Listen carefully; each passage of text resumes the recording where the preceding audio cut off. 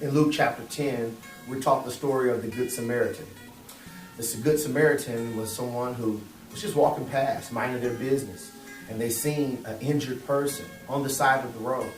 And the crazy part about it is that a priest had seen this person walk past, and the Levite seen this person and walked past and did nothing about it. Yet this Good Samaritan went over to render assistance, pick the person up, take them into the country, into the city part, and pays for a hotel room and say, hey, take care of this person. Make sure they're fine. And you know what? Whatever the bill is, I'm going to take care of it. Now, watch this. A Levite and a priest are considered great people, prestigious people in the religious world.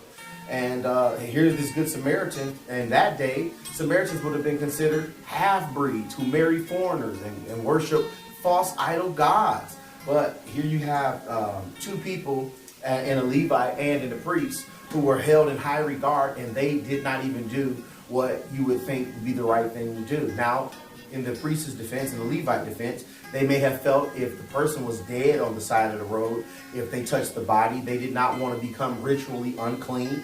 Or they could have felt that, hey, if I go and render assistance to this person, these enemies could still be lying in wait, hiding behind things, ready to attack me as well.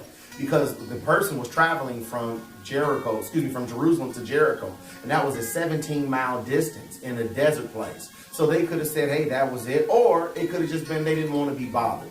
Whatever the case may have been, the priest and the Levite did not render assistance, and this Good Samaritan did. Thank God for the Good Samaritans. In life, sometimes we'll find ourselves in positions where people will be lying in wait, beat up, wounded, maybe not physically, but it could be emotionally, spiritually, mentally, from mothers and fathers abandoning them, brothers and sisters hurting them, or family inflicting pain, foster families, or just from life itself can beat people up, leaving them on the side of the road, hurting, wounded, and bleeding. And the question is, who are you going to be? Are you going to be the priest, the Levite, or the Good Samaritan? Because I tell you this, God did not place these people in your life or in your path in order for you just to sit back and watch and see what they're going through. I believe that God put you in that place because he knows that he can trust you to love people even though you don't know them. I believe he put certain people in your classroom for a reason because he knows that if you're there, he can have hands and feet that'll move on his behalf.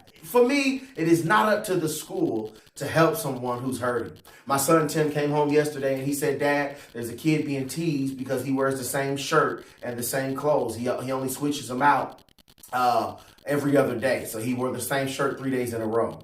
And so we came together last night on my personal Facebook page, and the community poured in money. And so my wife is going to go shopping to help this young man. So I want to thank you for all the donations, and we're going to have pictures. We won't put the young man's name out, and we won't put his face out there, but we will give you pictures of my wife shopping for the young man and the donations. So I thank you so much. Let's be the Good Samaritan today. It's been 3 minutes with me. I'm Timothy. Till we meet again, God bless you in the name of Jesus.